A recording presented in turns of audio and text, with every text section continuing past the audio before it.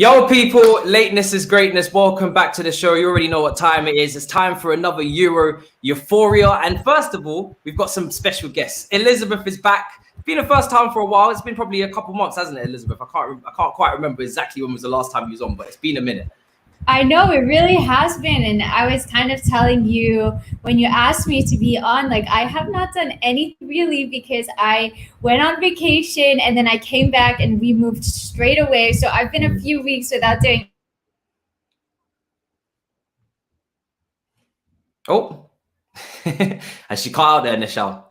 I think so. Do you know what I love? Because it used to be me with the Wi-Fi issues. I love it when the freeze frame. That is my favorite part. The freeze frame is the best part of this. I'll give her a minute to see if the connection sorts out. But Nischal, your debut on the channel, your debut. It's been a long time coming, man. How are you? And obviously being Swiss, the heartbreak. But to be fair, you just did brilliantly. You know, to get to that stage, knock out France in the first place. It was incredible. So how are you, bro? Yeah, I'm good. Long overdue to be on the channel. It's been a long time coming, but looking forward to finally be on. And with Switzerland, look, I'm really disappointed. We were so close in the shootout, but, you know, we're all so proud of how far we've come and how well we've done because, you know, first quarter final in 67 years for a country that small to even get to that stage is unbelievable. So sad and devastating that we were just a shootout away, but, you know, unbelievably proud. And to see everyone talking about Switzerland and praising us and encouraging us, just unbelievable to see. There's been some underdogs. Elizabeth's back. Sorry, my Wi-Fi just clocked out. So if it happens again, like I'll have to change rooms or something. Like I work from this room today. It was totally fine, and maybe like I don't know what's going on. So not a problem. But we were just saying in the Euros, there's been some underdogs, right? Obviously Switzerland, Denmark. Obviously, England just played Ukraine there. Czech Republic have done a good tournament as well. So before we get into Chelsea, I mean, obviously, you know, great performance from Switzerland. Great performance so far from some of the other underdogs as well. There's been some big hitters that have been knocked out by the Swiss. France dumped out after all their arguments and everything as well in the post-match, which seems to be brilliant. Spain, you know, where Elizabeth currently is. I mean, that team as well, from a Spanish perspective, they were like, I'm not really feeling this tournament too much. Don't know if we're going to be able to do our thing. We're not in the peak of our powers in terms of the national team. And they're in the semi-final as well. So they're kind of underdogs in a slight kind of way as well. So incredible from them as well. Yeah, it was really surprising actually because I like when we were watching the games, my husband, who's Spanish, he was like, I think we're going to get knocked out because they drew the first two games in the group stages and we were like, what is going on? And they had to have a massive win. And they did that against Slovakia, but it is kind of like this new age Spanish team. I saw this report from The Athletic today, actually, that it showed kind of like the amount of players from Barcelona and Real Madrid that play for the Spanish national team every year. And you see like 2008, 2012 is the absolute height. And then just every year it's starting to go down and down. And now it's just 3 players from Barcelona, none from Real Madrid. So it's been interesting. I think the Spanish team still has like some issues inside of it, but they've done pretty well given what we thought for the most part at the beginning of the Euros. Well, before we go into internationals, obviously, first of all, we've got to touch upon Chelsea because pre-season was rumored to start today. I don't know exactly when it starts. Simon Johnson is reporting, you know, Nischal told me backstage that at the end of the week. Some people are posting that, pre-season we're going to start today on a Monday, and there was a whole list of players that were going to be involved. But pre-season is going to be interesting because obviously sometimes Chelsea go on tour to America. Sometimes they went to Dublin in Frank's first season. Sometimes they're in the Premier League trophy competition in Asia as well. But it looks like they're just going to stay near home after all the traveling in the Euros, which is granted, to be fair. Play Arsenal. I think play Tottenham, and then they have a Super Cup game as well.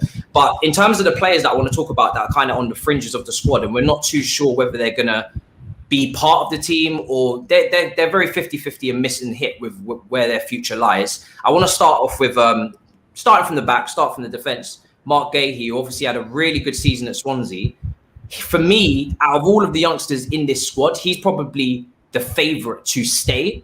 And half of that is because of, you know, the uncertainty with Zuma's future as well. There's been a couple of times where he's been linked away, but also just because he had an incredible season. So, I mean, Nischal, starting with you, what have we made of Mark Gahey, obviously, last season, kind of similar to Tomori outbreak in Derby in his first season before he came under Frank as well. And what do you feel like his future holds in terms of next season?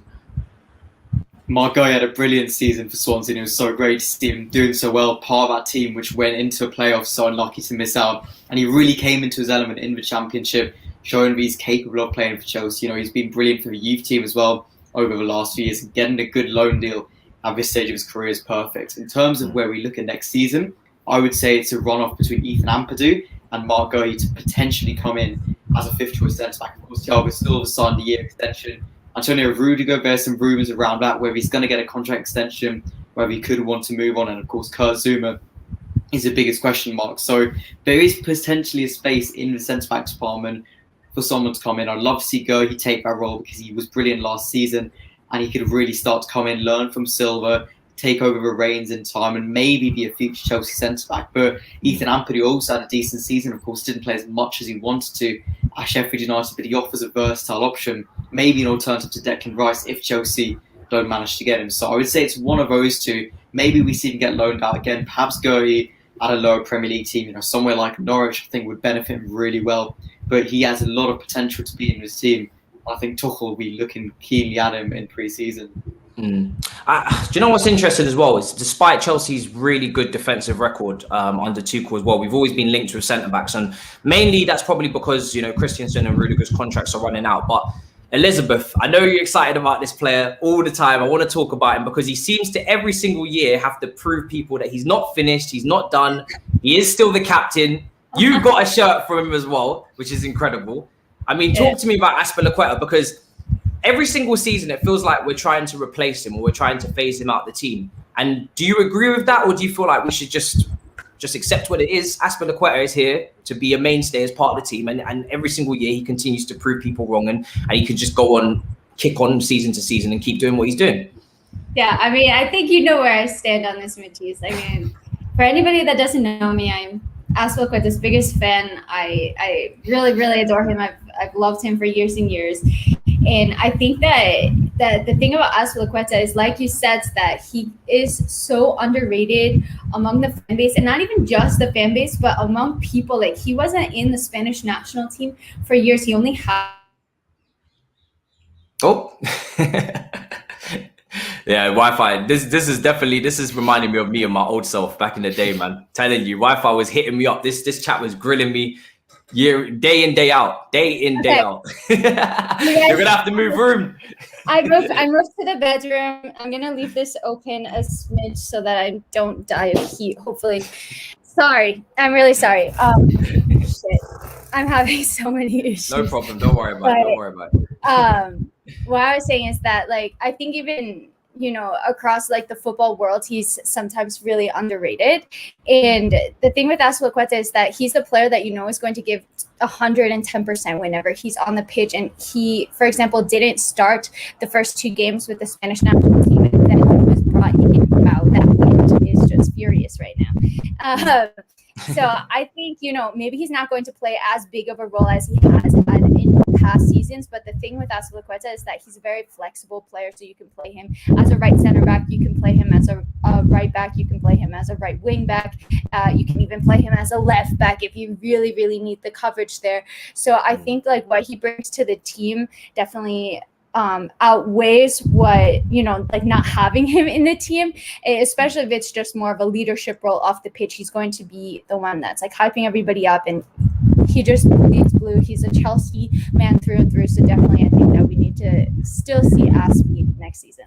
Yeah, no problem. And do you know what's interesting as well is that because we have so much talent at our disposal in this centre-back position, you've got the likes of Ethan Ampadu, who was obviously at Wales, but he's very much used to playing a back 3 as well. You've got Mbayamba as well, who signed from Barcelona as well. I mean, Nischal, is there any other young defenders? Livramento has been talked about as well with his, his contract running out as well. What was your stance on Livramento and his time at Chelsea as well with the future in terms of right wing back spot? Would you be looking to bring him through the youth, bring him up? What was your stance on the whole Hakimi situation when he was there as well, when he was being linked? I was a big fan of Hakimi. Slightly, I was disappointed to see him go to Paris Saint-Germain, but honestly, I didn't really want him. And I say this because looking at Chelsea, we need a central midfielder and a striker. We don't need another wing back, where we've got Reece James, we've got Azpilicueta capable of playing there. And then, like you said, we've got Livramento coming up through the ranks. So when Azpilicueta does eventually move on, whether that's next year, in 5 years. We've got Livramento, who's good enough to be coming into that role. There's a reason he won Academy Player of the Year, because he is one of our best academy players in this new generation. You know, he's been in Tuchel's squad this season, he's been in and around, and he's been tutored to carry on Azpilicueta's legacy as a right wing back. But it does depend, you know, do we stick with his back three? Do we go back to a back four? Either way, when Azpilicueta is moved on, I would love to see Livramento brought in. In terms of Hakimi, look, it wasn't much of a disappointment we missed out on him, because we don't need another wing back. On the left-hand side, maybe, but Chilwell's been doing a great job there. Alonso's still very capable of being a left wing back, nor do we need that on the right-hand side. So, of course, Chelsea fans wanted to spend big on Hakimi, a big signing, a big name who could boost Tuchel's system. But my main argument against him is we don't know how long we're going to see this back three, whether that's with Tuchel's time at Chelsea, whether that's with him switching formations, which he's done before at Borussia Dortmund, at Paris Saint-Germain. So we don't know whether it's going to be a long-term option. So signing a right wing back, yes, he can play as a right back as well, but signing a player in that position just seems very counterproductive when we don't know what system and what project Tuchel wants to go forward with. And let's be honest, with the nature of Chelsea, he could be gone within a year. And it seems crazy to say that now, having won Champions League, but we don't know what the future holds. So focusing on the right wing back isn't what we need to be doing. We need to be looking at a defensive midfielder, looking at a striker, and going from there to build up the squad. Yeah. Do you know, when you look at Chelsea's defence as well, I mean, obviously we spoke about Mark Gahey, kind of dual-footed in the way that he plays, building out from the back, a back three will probably help him as well. But also that left-back spot that, you know, we touched on there, that you just touched on. You're looking at Alonso and Emerson, they've been linked with moves away. I mean, Elizabeth, would you be comfortable getting rid of both of those players? Do you feel like that's even a possibility under Tuchel? And could you see a shock where maybe an Ian Maatsen becomes deputy at left back and he breaks into the team? Because I said it previously on the Byline, just finished recording there. That would be the dark horse in terms of a player that no one's really expecting to see anything from. But if we do get rid of both left backs, which would be, you know, quite incredible to get rid of both after them being linked with moves away so long, that could be, you know, would you be comfortable with someone like Ian Maatsen being second choice, or do you feel like we'd have to sign someone? Yeah, that's a really interesting question, because left back really has not been on my radar at all. It has been like striker and maybe a midfielder. Like, first off, I would be kind of surprised if we did sell both left backs, and I think the club would probably have a plan in mind, whether that's buying a backup to Ben Chilwell or to promote Ian Maatsen. I haven't seen so much of Ian Maatsen to be able to say, yes, he's 1,000% ready to be the backup to Ben Chilwell. But what I have seen has been really positive. So, I mean, it is possible that you can give him a chance. And I think that, you know, Ben Chilwell has proven it. But I do think, like, is the club really going to sell two left backs? They're probably not in the same window, but I don't know. I would be surprised, at least. I mean, that's a follow-up question there. I mean, who would you sell then out of the two of them if you had to pick? It's so funny because I honestly go back and forth depending on how they play. But I think, like, in Tuchel's system, since we've seen the back five and the back three, the back five, and we know that Alonso is actually quite a good wing back, and he does have a good foot on him. I think he's favored over Emerson. So if you can get some money for Emerson now, maybe I think he's going to replace Spinazzola as well in the Euro. So maybe he has a couple of good games. You can up the price a couple million. I would probably sell Emerson over Alonso. And what about you, Nischal? I guess I'll pose the same question to you with this one.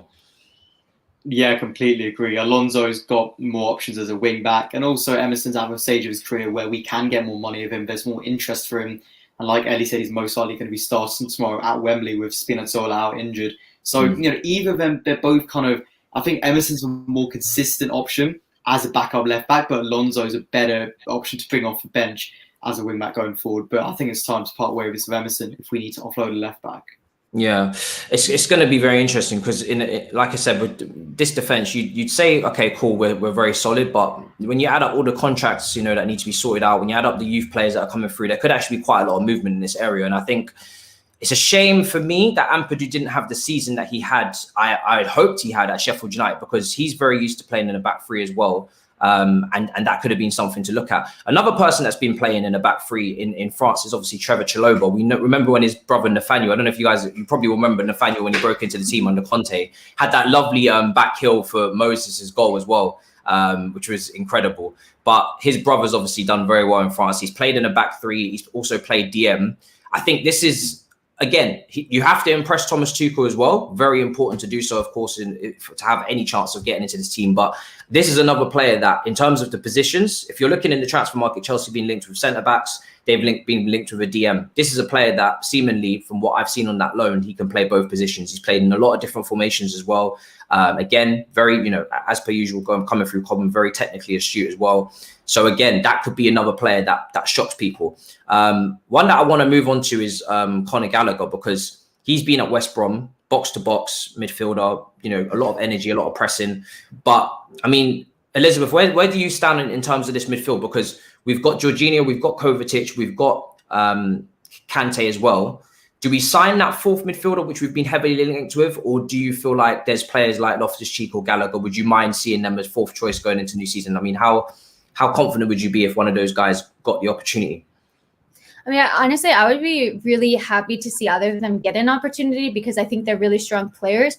But for the sake of their own careers, I don't know if that type of player is necessarily what we need to fill the gap for at Chelsea right now, and if there's necessarily room for them to get consistent game time given the amount of midfielders that we have. So I think in order for one of them to play for Chelsea this season, and I think it might still be a little bit early for Conor Gallagher and Ruben Loftus-Cheek, I'm a massive fan of, but he just didn't have a great season at Fulham, and I don't know if he's going to be getting back to his best, but that's going to be up to him at preseason to impress Tuchel.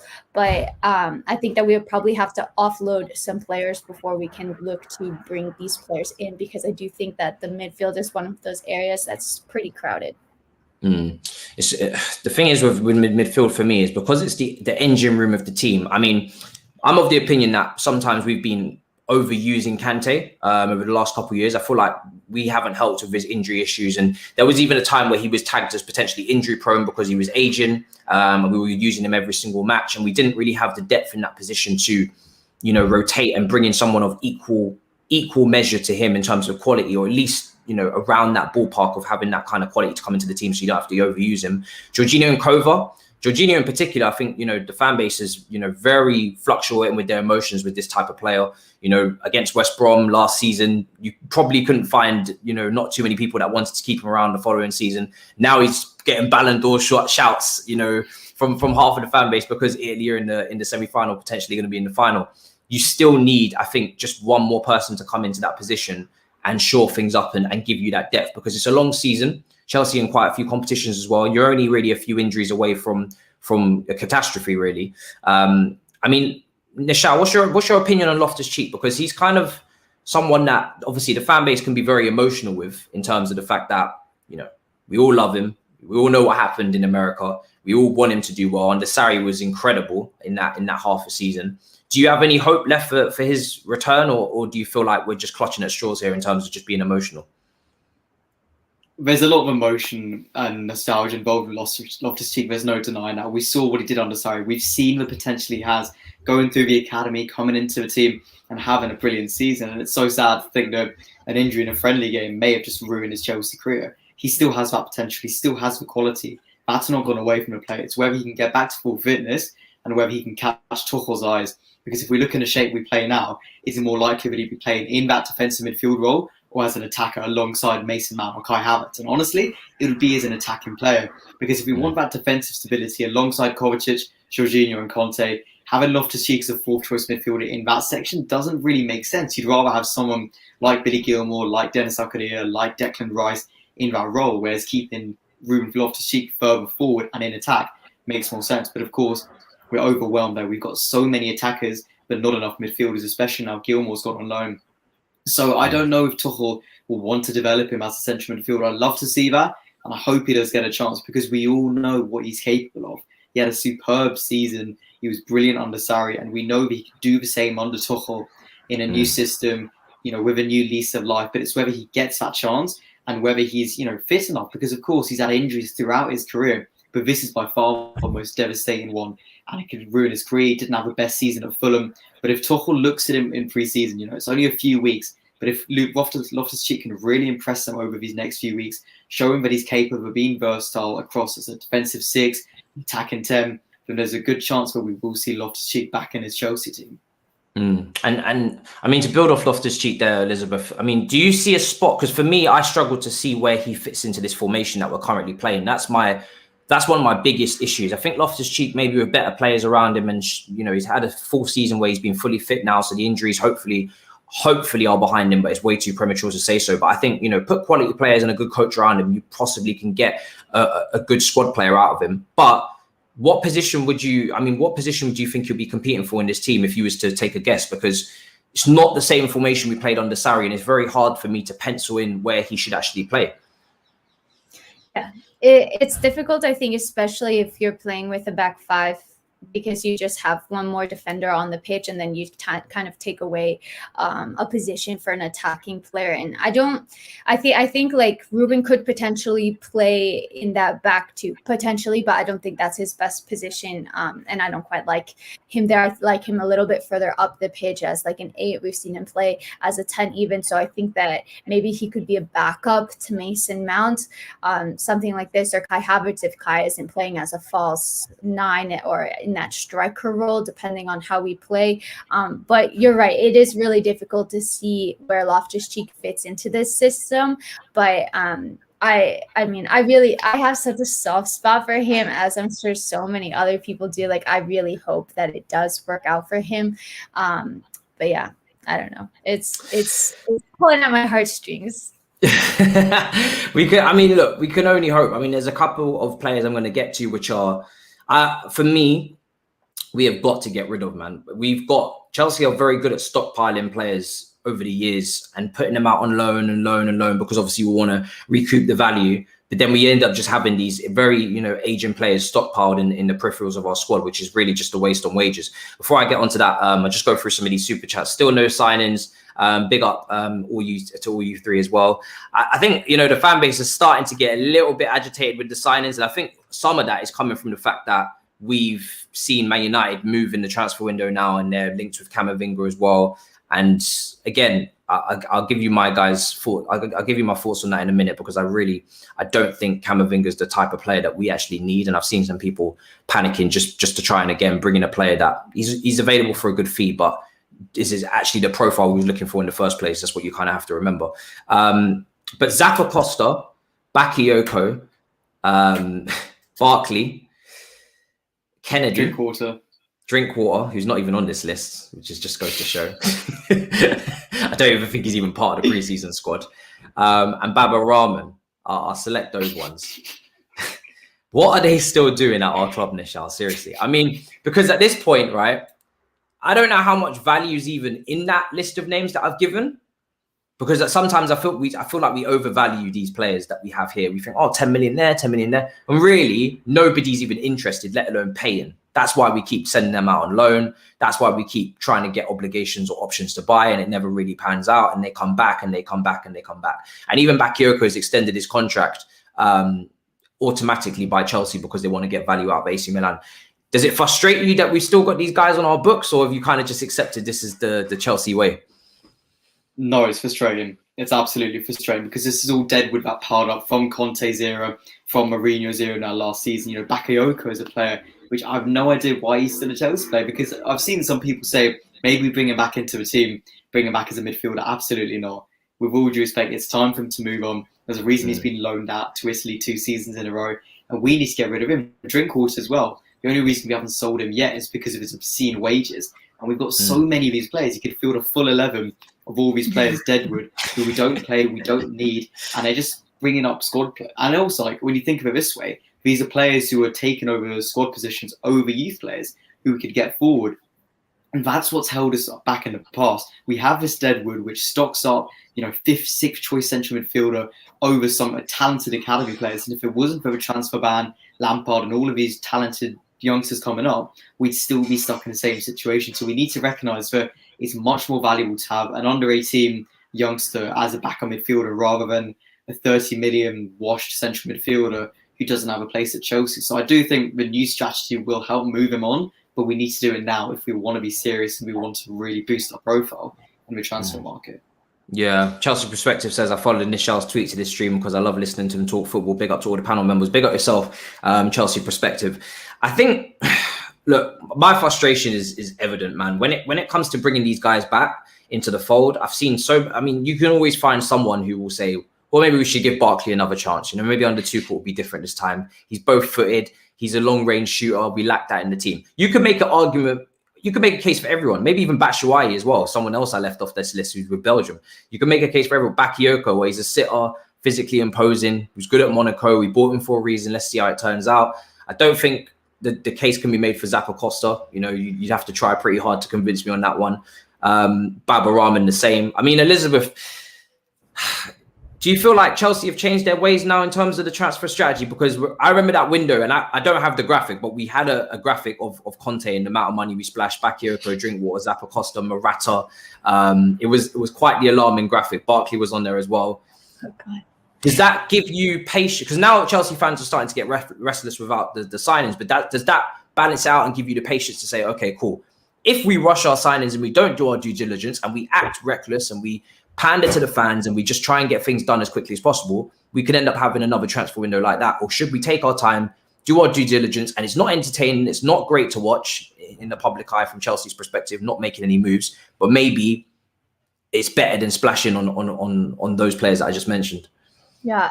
Sorry. So first off, guys, I know that there were problems with the winds in the window. So I changed it so that it's like less, because I was melting. It's like 35 degrees in Madrid. Oh God, I can only imagine. If it's still really bad, let me know and I'll close it. But I'm like sweating right now. No, it sounds fine. Yeah. But Lorraine, I don't want to like have it be like super distracting from the stream. But to answer your question, Matisse, like for me personally, like I'm not worried. It's early July, and the types of transfers that Chelsea are linked with, Erling Haaland, that is not going to happen in a couple of days or a couple of weeks. It's going to take a lot of time because there's a lot of things that need to be negotiated, and it's a lot of money. So that's going to take time, and I'm not expecting it. But I would much prefer that than just have Chelsea sign some sub-bar players that you have that probably are not going to work out. Maybe you take a bet on them. Maybe a percentage of them could work out, but I would rather know that Chelsea are taking their time to sign quality players. And that's what we had last season. We didn't officially announce anybody, I don't think. Well, we announced Timo Werner early, but other than that, I don't think we really announced like anybody super early. I remember it was just like a week where we announced everybody. So it was like Christmas, because every day it was like, what time is this announcement coming? We're signing everybody. But I wouldn't be worried about it at all. I'd much rather that than having just like a conglomerate of players from past managers. And I kind of don't know what to do with them. And I honestly forgot that some of these players still played for Chelsea. They were out of sight, out of mind. Yeah. And this is what I'm talking about. Look, this is already, you've got justification for Batshuayi staying from Matthias. He said he could regain his form under TT, but he could be happy with a backup striker role. I mean, listen, again, for me personally, I can't see it. I can't see it, and I don't want to see it. And you know what it is as well with players like this? Because when you have, say this was a bunch of young players that were from the academy, you could put them in under-23s. You really could. And it wouldn't hamper you in terms of your squad. When you go to the Premier League at the start of every season, you've got to submit a certain amount of players. And it's very hard to dash all of these guys into the under-23s in your actual submission with the wages that they're on. And this is part of the reason. So when people get frustrated that there's no signings, there's no movement in the transfer market, this is part of the reason. It's part of the reason that we have players like this, and that's not even all of them, in the backup positions, earning wages and taking up squad positions. Because if we don't find new places for them and new homes for them, then they're going to be part of the squad next season, I'm afraid. And this is part of the reason. It's because Chelsea have money, but if you can't overturn, these players and get rid of them, so there is squad space, then this is what you're left with. And then you have a situation where you're stockpiling players in the parts of your squad. And really, once again, Chelsea, I think rumored reportedly were looking to offload some of these guys and get them out round about now in the next couple of weeks and try and offload them. But if no buyers are coming in, then again, at the end of the transfer window, what you're going to see is a lot of rushed loan deals for these guys, and they're going to be here next summer and we're going to be in the same position again. I mean, how many years have we been trying to get rid of Zappacosta? Again, Drinkwater. He's actually, I think correct me if I'm wrong. 1,000 a week. Yeah, he's on like 150 grand or something, or 120 grand minimum. Ridiculous. Yeah. It's so much money. signed like a 5-year contract when he got here, or a 4-year contract. I Should think be it was a almost 5-year up. deal. I think like it feels like it's been forever. So Honestly, I can't think of any more than 5 appearances. He's probably got an appearance for each year that he's got a contract. Like, he is going to be here for the entire, because no one's paying for Drinkwater. Let me make that very clear. Like, he already went to Burnley, did his thing there, got sent back. No one's paying for him. He's going to be here for the entire duration of his Chelsea contract, on top of paying 40 million for him as well. It's I mean, you can't tell me. I mean, Lewis Bate, anyone. There's a whole rake of academy players I would have preferred to see than Drinkwater in this squad. It's really, that has probably been one of Chelsea's worst transfers, and that's just an example of just how badly wrong it can go. Tino Andrin's another one on the list as well, because obviously we saw a glimpse of him training with the first team last year. I personally feel like he's going to need a loan, or he's going to get a loan. I can't really see, the position that he plays in is so occupied with some of the world's best. I was speaking about it earlier with Alex, is that even with Hudson-Odoi, you're competing with not only the players in your position, you're also competing with any fancy new player that's on the block that has just turned up and is now dazzling. It's the most expensive part of the pitch. So, I mean, Nischal, do you have a particular plan in mind for a player like Tino Andrin? Do you feel like he can make it here? Because he's got that similar build to Loftus-Cheek, doesn't he? He can make it, but I completely agree that he needs a loan deal somewhere in the Championship, maybe low down in the Premier League as well. Like what we've seen with Gilmour at the moment going to Norwich is the perfect move. While we may not agree with it, it works out because it's giving him game time at a high level.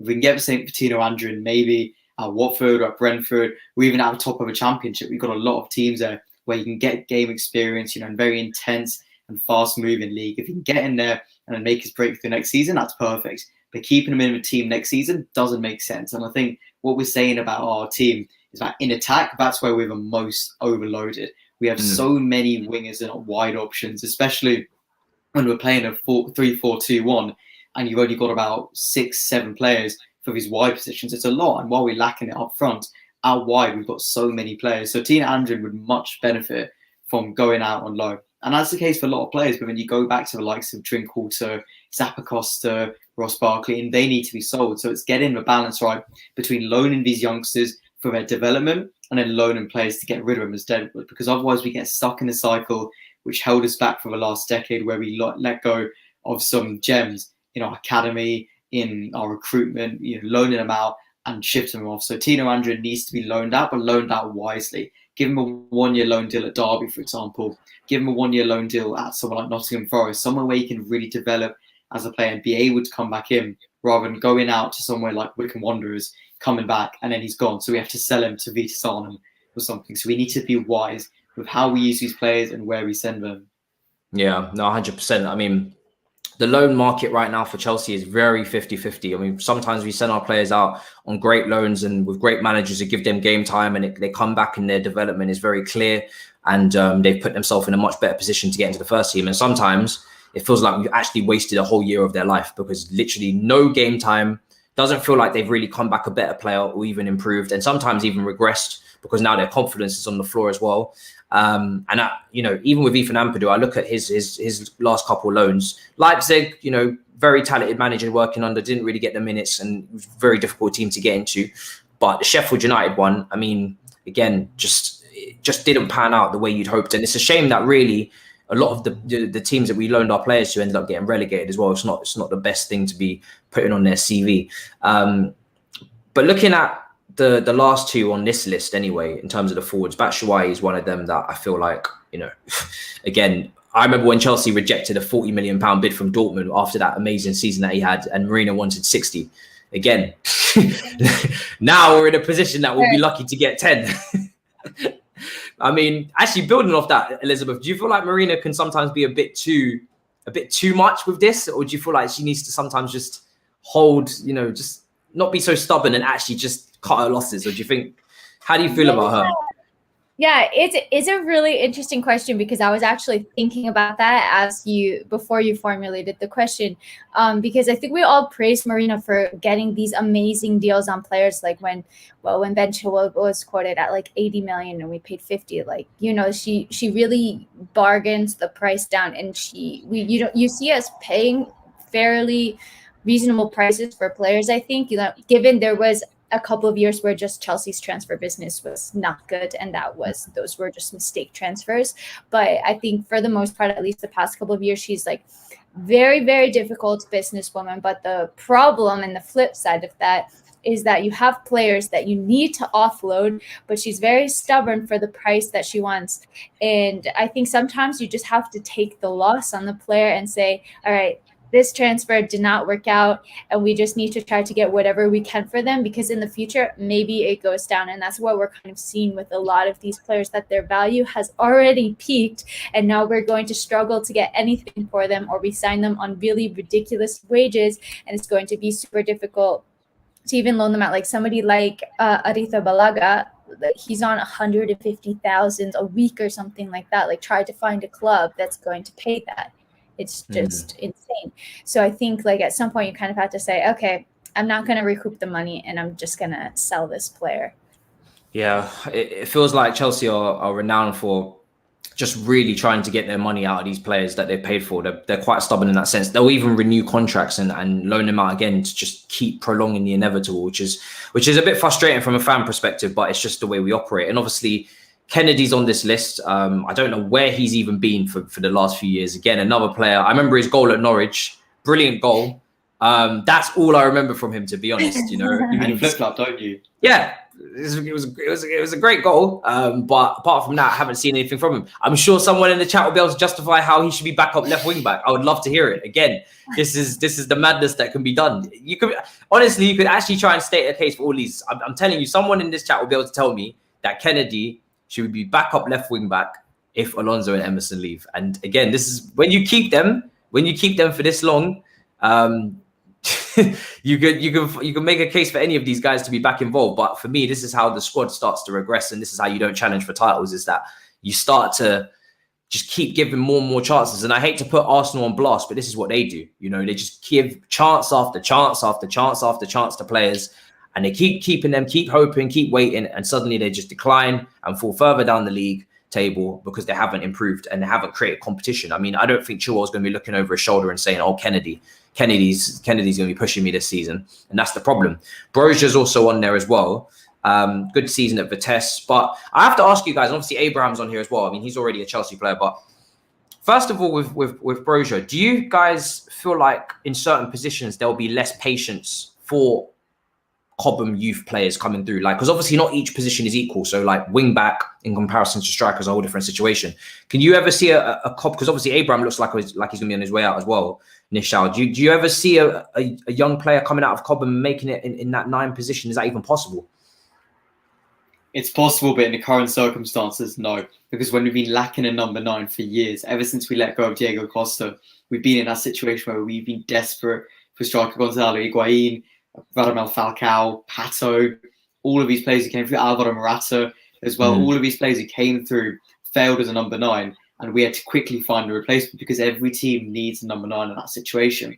Yeah. And the situation we're in right now is that Abraham looks like he's on his way out. Giroud we're keeping for another year. Havertz we can develop as a number 9, but pretty much it's Haaland or nothing. And if we don't get Erling Haaland this summer, which in my opinion is quite likely, I see more likely happening next season now that Dortmund have already lost Jadon Sancho, we're going to have to decide, what do we do? Do we develop Havertz more as that forward? Do we try integrate Abraham again, which is crazy to me because he should never have been out anyway, being our top goal scorer 2 seasons running. But it is much more difficult because, like you say, the demand for a number 9, especially at Chelsea, is so much bigger than having a good wing back or an average centre midfielder. You need that striker. And you look at strikers in the past, Osgood, Tamlin, Costa, all of these players in recent years who have been leading the line. And if Chelsea don't have that these days and we aren't able to compete with other teams, we're not going to be able to be big enough, bring in these new players and be a big club. So it's much harder for a striker and it's harsh for Abraham, but that's the reality of football and that's the reality of Chelsea, that they need a number 9 on demand or you will not get a chance. Yeah, 100%. I think for me, goalkeeper and striker is the 2 positions where I'm not compromising anything. I just need people that are going to do their they got to be ready now, because Chelsea have still, despite bringing through youth, they've got to meet a bare minimum expectation of top 4. You can't really drop below that for anything, or you start to get into a very difficult situation.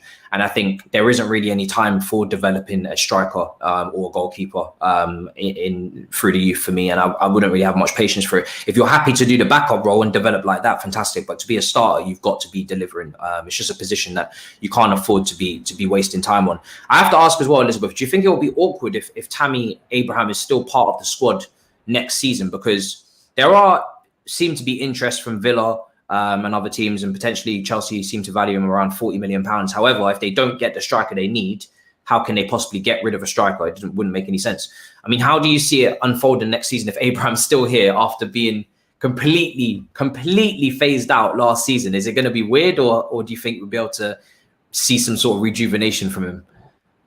Yeah, it was a really weird one as it was happening as well, because Tammy stayed Chelsea's top goal scorer for I think until close to the end of the season, until Jorginho got a penalty, and he hadn't played the last 3-ish months of the season. And I mean, I want to kind of trust in Tuchel that, okay, maybe he saw something that, he took him off at halftime twice. So maybe he just felt this player isn't right for my system and I need to get reinforcements in the summer.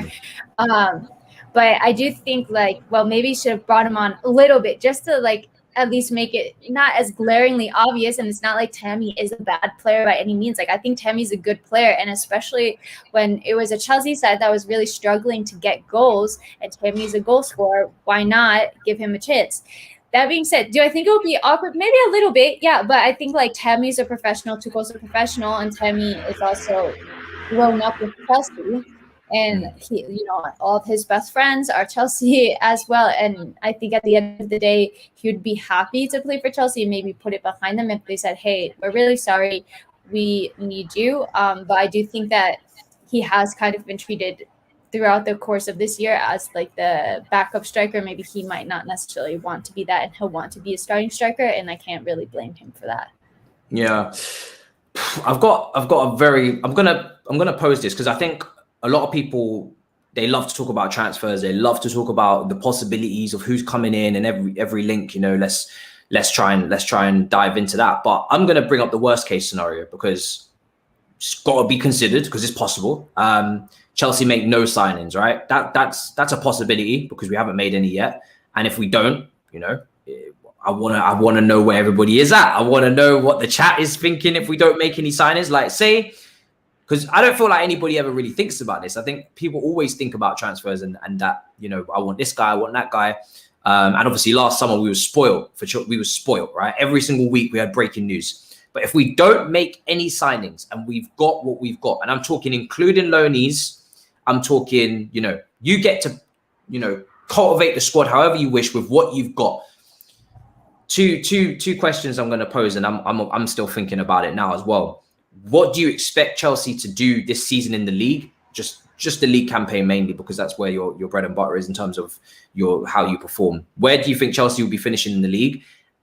Do you think Tuchel will last the season? And where would you stand as well with the board and Mourinho? I'll start with you, Nischal. I mean, what would be your mindset and just all of those things compiled if Chelsea make no signings after a Champions League winning campaign? Where are you at? There are 2 points I need to look at it. One, yes, we need to strengthen our squad because whether you've won every single trophy or you've won nothing, you always need to improve to keep up with the competition, keep growing and keep improving. On the other hand, like you said, we had so many signings last season and we boosted our squad to strength. And we've got these players who maybe haven't even hit their form, like a Timo Werner, who's not hit his full potential at Chelsea. If we don't make any signings, I would predict third, which is very optimistic. Purely for the fact that Tuchel has the whole season. He doesn't have his players, but he'd have a whole season, the whole resources at the club to deal with. And the competition maybe would be weak. I'd say maybe City, United, Chelsea. And that's going off what we've seen right now. It would be a long shot, but Tuchel can still get top 4 with no signings, with no investment, with no change. That would be an achievement. Anything below, let's be honest, he's gone.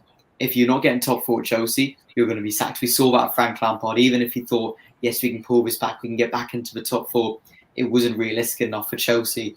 And he had to go in that sense. So third, is optimistic. The fourth is kind of more realistic. If he doesn't get anything in the top four, then that's much more of a concern. And whether Tuchel lasts with no signings, it depends who the fault is on. If it's Tuchel's signings and the board don't get any of them, then the blame will go on the board. If it's vice versa, like we see a situation with Antonio Conte in 2018, or 2017, I should say, where Conte had the players he wanted to get, he got none of them. He got the likes of Morata, Drinkwater, Barkley, etc., etc. If we see a similar situation like that, the blame will be on the board. But we have to see who are the signings, who's trying to get these players, and who will eventually be at fault if the season goes wrong for Chelsea. And, the chat saying as well, Liverpool, I mean, Liverpool have had a freak year last year. I think they'll be back in the mix again, as long as they stay away from injuries and everybody's well rested, because, they've got a top manager as well. I mean, Elizabeth, how would you feel with no signings? Are you happy enough with this squad the way that it currently looks, or do you feel like no signings and it's going to be a very, very long season for us?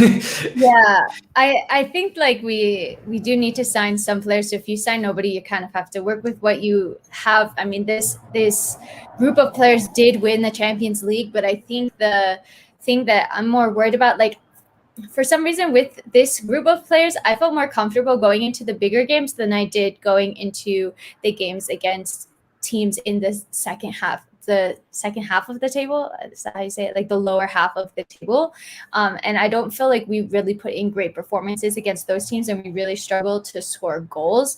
And those are the teams that you 100% need to be beating in order to compete in the Premier League. So I would be nervous about that. But then kind of looking at it from the flip side, this team just won the Champions League. And I think a lot of players, like Nischal said, are going to be hitting their stride. I think Kai Havertz has looked really strong towards the end of the season. He looked really good for Germany as well. Timo Werner hopefully will get some more confidence back in him. And just one season playing together, hopefully they can bring that into the next season and get some more chemistry, understanding, and start scoring more goals, because that's really where Chelsea's weakness lies, I think. But yeah, I think that we need to we need to sign players, especially to keep up with like competitors, because Man City are looking to maybe sign Harry Kane, Jack Grealish. I think that Man United just signed Jadon Sancho. They're looking to sign, who was it? From Varane. Varane. Yeah, Varane. Yeah. As well. So they're strengthening. So then you'd say, okay, well, we need to kind of step it up and get some players in order to get at their level. Like if Man City signed Jack Grealish and Harry Kane, I am terrified. Yeah. That would be a 200 million outlay. And that's already, by the way, them being the best team. And then they're going again to try and stretch that gap. It's ridiculous. So, we're trying to play catch up. And I feel like, look, we won the Champions League, but it doesn't take away from the fact that in the league, we was well off the pace. So we're still playing catch up in some regards. We know we don't have the level of team as Man City. With Tuchel in charge, we're a lot closer than we was maybe at the start of last season. But we still need players to get to Man City's level on a consistent basis. And that's where the issue lies. I mean, look, it will be interesting to see what happens. I think Chelsea, they're going to have to, I think once the Euros is over, which is literally, this time next week, the Euros will be completely wrapped up. Then I think the pressure on Chelsea to get these deals done will be a lot more than they are now, because the Euro excuse is starting to run dry. Teams are getting knocked out. We're near the final now. Some targets that we've had are not even in the Euros, like Tuchel, Haaland, these type of players as well. Only really Declan Rice is at the Euros as well. Koundé at Sevilla, I've seen us linked with him, French defender as well. So look, the excuse of Euros is going to run out very soon, and then that's when we're going to see how serious Chelsea are. But moving on to the Euros, just for the final part of the show quickly, because we have two semi-finals coming up. We have Italy versus Spain and England versus Denmark. First of all, just off the bat, very quickly, who do you guys think is going to win this if you had to put your logical hat on? Not who you want to win, because I know Elizabeth's going to go with Spain immediately. Who do you think will win? And bear in mind, though, there has been shocks. Not anything that we've expected to happen so far has actually come to fruition, because hence why France is no longer here. So Nischal, I start with you. What do you think is going to happen? I'm sticking with my gut opinion and preferences. I'm saying Italy and Denmark to go through to the final. Wow. I do think Spain have I will agree, Spain have overperformed this tournament, even they've not been the greatest tournament, we can all admit that, but they've been quiet favourites. Luis Enrique said that at the start of the tournament, that they will be outside favourites, they will surprise people, and they're at the semi-finals for a reason. But Italy have been my favourites from the start of the tournament. Lots of people didn't expect much of them or wrote them off early on, but they've been superb throughout the tournament under Mancini, brilliant to watch, brilliant playing, and they are still the favourites in that tournament. Across to the other semi-final, England have been outstanding as well. Not a goal conceded. They've been, probably the best international tournament since, God knows how long, maybe since 1996, I'd argue. But with Denmark, they've got that strength, they've got that resilience. And I feel like the spirit, I know it sounds very cliche to say this, but the spirit of Denmark will get them through to the final. So I could see Italy, England, that would be like the perfect final, the best game of football. But I think Italy, Denmark is more likely. Wow. England to get knocked out in the semi-final it would be hell. If that happens, then listen, it's going to be, I don't know what's going to happen in London, innit? I'm going to be watching out my window. It's going to be crazy. Elizabeth, what would your prediction be if you had to pick between who's going to win this competition? My head is saying Italy because I think that they've just been so dominant throughout the tournament. But something that is kind of in the back of my mind is that Spinazzola is injured and he's been one of their main players throughout the tournament. And I'm wondering how they're going to play without him because I think that he's really key to their attack. And I think that they create kind of like a front five with him and then he overlaps with Insigne. So I am interested to see how they play against Spain tomorrow because I think that could be a potential weakness. But I do feel like they have just been so incredibly strong, defensively and attacking wise as well. So I think that it's going to be an Italy-England final. And I think Italy might edge it. You don't have to whisper it. Most England fans know if we go to Italy, in the final, that we are underdogs, in my opinion. I don't know actually, to be honest, England for some reason are now favourites for this win for the tournament, which is strange to me. I think because it's at Wembley, maybe they're giving them that home advantage. I don't know, but England, I'm pretty sure England are actually the bookmakers' favourites. Which for me, after what I've been watching from this tournament, I still give it to Italy. But my estimation of England has gone up a little bit from that Germany win, but I'm a pessimist when it comes to England. I've been broken too many times. I'm not gonna hop on it until I'm not gonna get excited until I actually see them lift something because they've just disappointed me too much. But to speak on Spain quickly, Elizabeth, because this team is like I said at the start, they kind of weren't really. Just in general, it didn't seem like the Spanish were really like upbeat about their chances of the tournament. It's not the best Spanish team that they've had over the years. They've had a golden generation, which is way better than this team. And like Morata up front has been a bit inconsistent. Olmo on the left, Pedri's been the shining light, but Sergio Ramos didn't go. And it's been very like up and down. Even Thiago Lanza's not really playing any games as well. But what's happened with Spain? Have they not played anyone? Do you feel like that of the level where you can say, okay, cool, we've kind of beaten everyone we've expected to beat with, Croatia, etc. But what's going on with this Spain team? What's the narrative now in Spain? Is everybody upbeat? Is it like a festival out there? Is everybody like really excited for the semi-final now? Well, after the quarterfinal against Switzerland, like if you go down this, there's like a main street where there's a lot of restaurants and bars where I live, and every single restaurant had if they had a TV, it was watching the game. You had so many people just crowding. They had like a massive screen outside for people to watch the game. So I think people in general are feeling like happy that they got to the semifinals, but I don't know like how the majority of Spain is feeling, but I can tell you how my husband and a Spaniard is feeling. He's like, well, we've got into the semifinals. This is really good, but I did not expect us to get this far. Because I think that this Spanish squad, like you said, it's just a very young squad. They just had this golden generation and they're trying to like figure out their team and sort it out. And like you have players that are, should be scored. I think the main problem with Spain is that they create so many chances. They remind me a lot of Chelsea because it's a young squad. They create a lot of chances, but they're not scoring their chances. And I think like the ultimate sign of that is against Switzerland. They had 29 shots and just one goal from that. And the fact that you go 3-1 up against Croatia, and then you concede 2 goals to have it go into extra time, then you have to play against Switzerland in extra time, have it go to penalties. The amount of penalties that were missed, that's also an issue as well.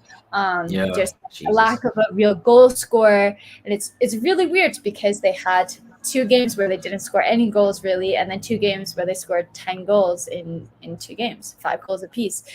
So this team is just a little inconsistent, I think. But I'm gonna be cheering them on, but I think that they're definitely the underdogs. Yeah, I think Spain I was quite underwhelmed from them in the group stage, and like you said, they turned it on in the last group game, and then they've also had a beat. Quite a big win in the knockouts as well. They're a very hard team to gauge because they do create a lot of opportunities, which is quite interesting because their midfield is not as creative as it used to be in comparison to past years new, where they used to have Xavi and Iniesta and all these other guys as well. But at the same time as well, they haven't, like you said, they've kind of, really eat their way through this knockout as well. Like with the Croatia game, I was stunned to see them give up the lead. But Switzerland, I mean, I was really shocked, sorry, not Switzerland, but I was really shocked to see them go all the way that they did in the last game, where they just completely, blitzed. So I don't know, man. It's just Morata.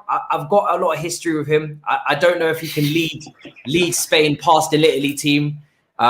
He's a player that I don't know. It's just when the chips are down, I just don't know if he can really lead a team to another level. I feel like sometimes he gets in his own head, and he has obviously his own confidence issues as well. So Pedri, though, for Spain has been incredible. He's someone that loves to get on the ball and has been really good. He reminds me of the old Spain, which is funny enough. Like, and then obviously Azpilicueta is there. It's funny because we have a Chelsea, we have a Chelsea person for each team. So whoever wins, we win.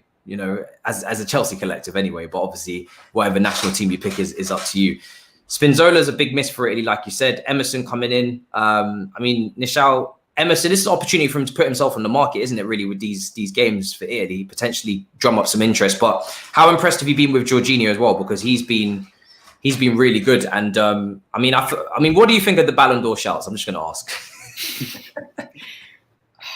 You can see why he's getting shouts for Ballon d'Or if he won the Euros and the Champions League, but it's based off a season, isn't it? If you look at him in the first half of the season, that's not Ballon d'Or worthy. Let's be really honest. It's the same way when we got to about March in the season, and I said Jorginho is not my player of the season because it's about consistency across the year. And it's the same here. Sure, he could be a good shout, but he wouldn't deserve to win. And I say that honestly, as a Chelsea fan, as somebody who likes him, he wouldn't deserve to win a Ballon d'Or because if you look at the first half of the season, it was such a big contrast. But credit where credit's due. In the midfield of Nicola Barella, Marco Verratti and Jorginho, he's been an outstanding player. And that's huge credit to him. Every game, he's been consistent. The Austria game was a great example where both Barella and Verratti were taken off, but Jorginho stayed on for the whole 2 hours. And that was a real testament showing how key he is to Mancini and how much of an important player he is. And tomorrow, I'm really looking forward to that midfield battle. Jorginho, Barella, Verratti against Koke, Pedri, Busquets. That's going to be so good to watch. You just got such a plethora of talented midfielders from both sides, and both teams have had really good midfielders. You were talking about Pedri just who's had a great breakthrough tournament for Spain, and then of course Barella, Jorginho, as I said before, have also had a really good tournament. But Jorginho has been great this tournament, and he's shown that he can play well, and he's got that quality and a shine in Italy. It's got the Ballon d'Or. I wouldn't say so.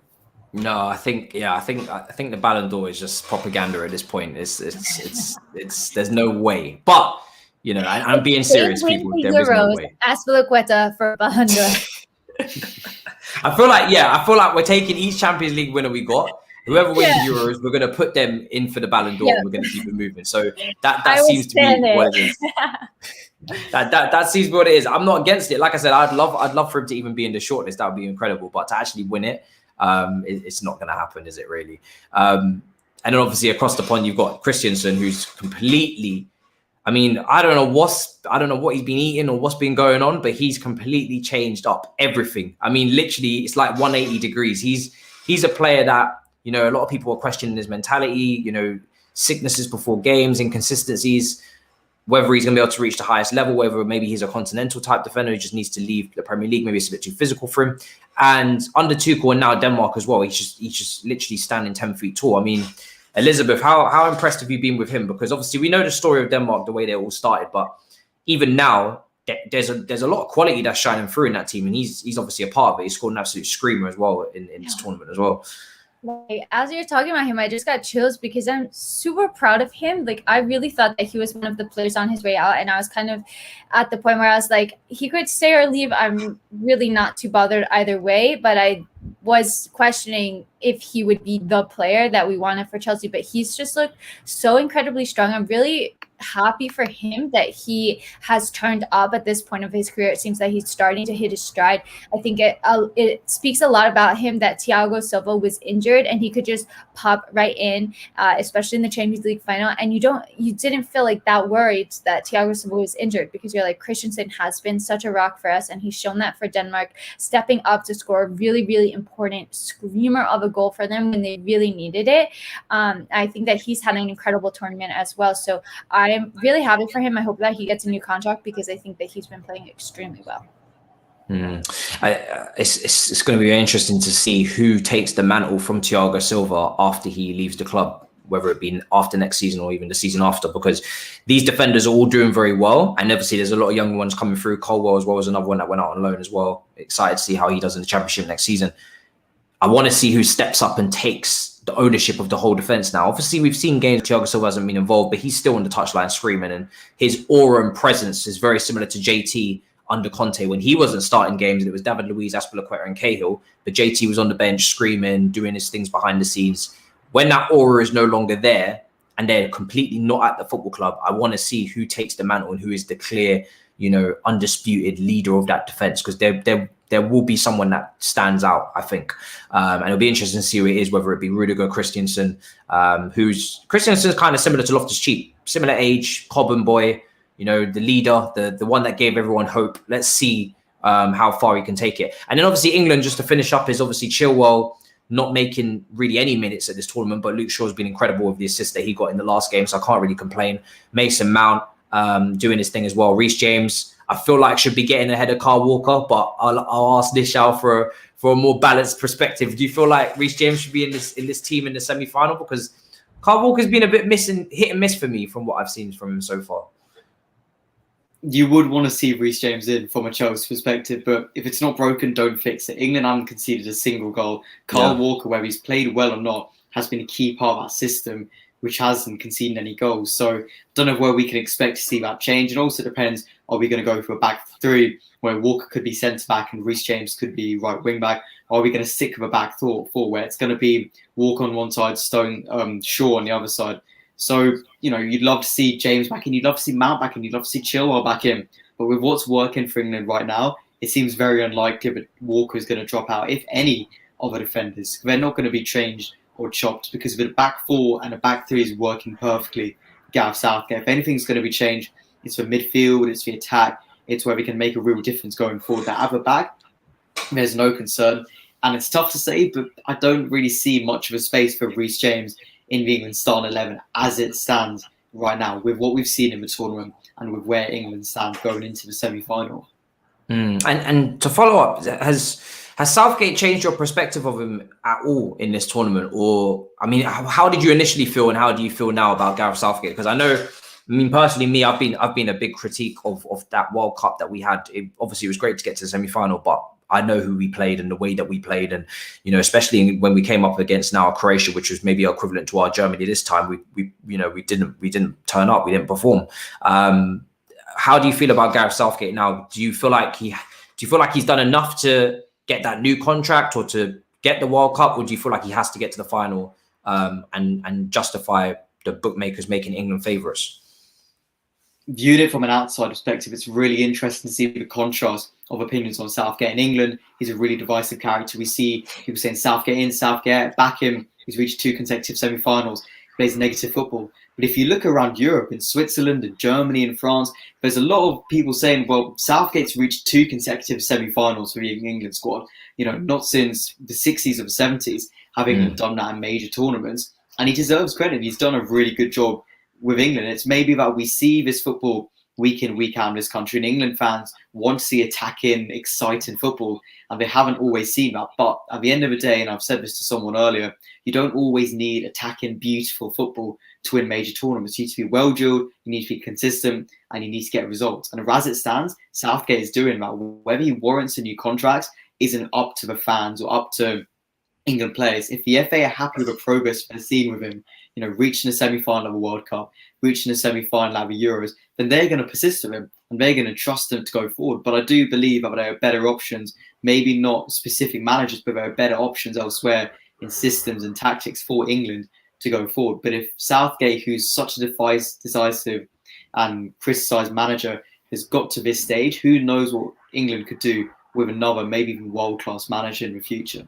Yeah, listen, I'm interested to see what happens against Denmark, because like I said, I've always got my reservations, and if they go out there the same way they went against Ukraine and they really they put on a show, and you don't even have to put on a show, like you said, it's a tournament really, you just have to win at this point. But if they really go out all guns blazing from minute one and they don't show any nerves, because this is the opportunity to get into a final. It's a very, very big game for England. And by the way, when they play on Wednesday, they'll know who they're going to face in the final if they do make it through, because obviously the other game's on Tuesday.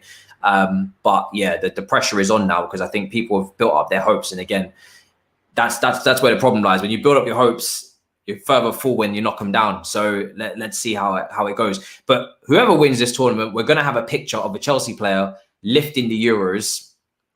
Can't really lose here, I'm afraid. We can't lose. Do you know what I mean? We're going to have someone to post. So obviously, I hope England do it, because they have the most Chelsea players, and obviously, I want to see London on its side in a happy way. But if they don't do it, Aspie could be lifting it, Jorginho could be lifting it, or Christensen, and I do like all of those guys. So it's Emerson not too. Yeah, Emerson as well. Everybody forgets about Emerson, including myself just there. Everybody forgets about Emerson. He's going to actually have to play a big part now. He's going to be literally at left back because of the Spinazzola injury. So yeah, literally, it's going to be very interesting or who gets to lift that trophy. But if Mason Mount gets to lift it, or Reece James or Chilwell as well, man, that's an incredible second season of first team football at Chelsea for them to be lifting Champions League and Euros. So I don't think it gets any better than that. Before we go, Elizabeth, you've got a channel, plug away, let them know where to find you and any content coming up.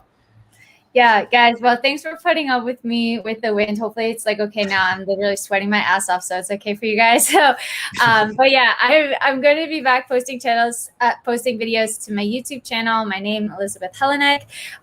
Like today or tomorrow, finally going to get back to that, and I'm super excited about it. And obviously, I do a lot of Chelsea content. I do a lot of FPL content with Olivia Basaglo, and I have guests on as well.